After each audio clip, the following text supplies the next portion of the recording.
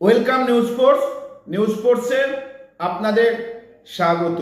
আজকে ইস্টবেঙ্গলের সঙ্গে মোহনবাগানের ডুরান্ড কাপের যে কোয়ার্টার ফাইনাল ম্যাচটি হয়েছিল তাতে ইস্টবেঙ্গল মোহনবাগানকে 2-1 গোলে পরাজিত করেছে। প্লিজ চ্যানেলটা সাবস্ক্রাইব করুন, লাইক করুন ও শেয়ার করুন।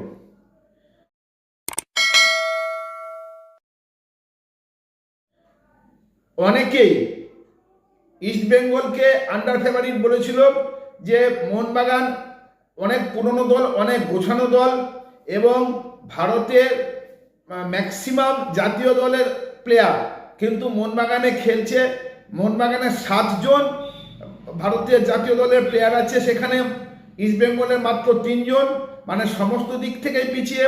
প্লাস ইস্টবেঙ্গলের তো অনেকগুলোই নতুন প্লেয়ার এসছে, যার মধ্যে 4 জন ফরেনার একদমই নতুন, প্লাস যারা ইন্ডিয়ান যারা স্কোয়াডে আছে তারাও একদম নতুন।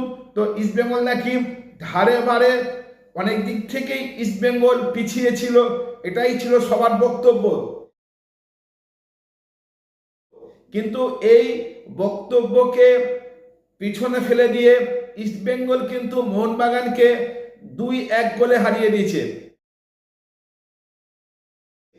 প্রথমে 37 মিনিটে দেয়ামন্তকর পেনাল্টি থেকে প্রথম গোলটি করে।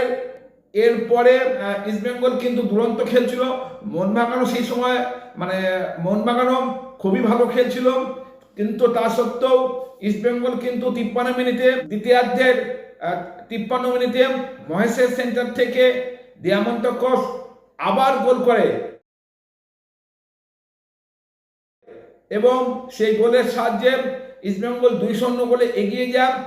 এরপরে প্রায় 65 মিনিটের মাথায় মোহনবাগান অনিরুদ্ধ থাপার গোলে 1 গোল পরিশোধ করে, কিন্তু তারপরে কিন্তু ইস্টবেঙ্গল সেই গোল সংখ্যাটাই ধরে দেখতে পেরেছে, যাতে ইস্টবেঙ্গল 2-1 গোলে জয়ী হয়ে ডুরান্ড কাপের সেমিফাইনালে পৌঁছে গেল। অস্কার বুজো কিন্তু বলেইছিল যে মোহনবাগানে কিছু দুর্বলতা আছে, সেই দুর্বলতা আমরা জানি। মোহনবাগানও বলেছিল ইস্টবেঙ্গলের দুর্বলতা আছে।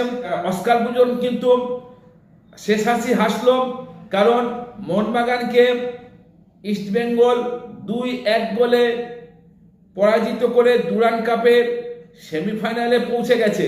এরপর দেখা যাক ইস্টবেঙ্গলের সঙ্গে ডুরান্ড কাপের সেমিফাইনালে কারা খেলা হয়।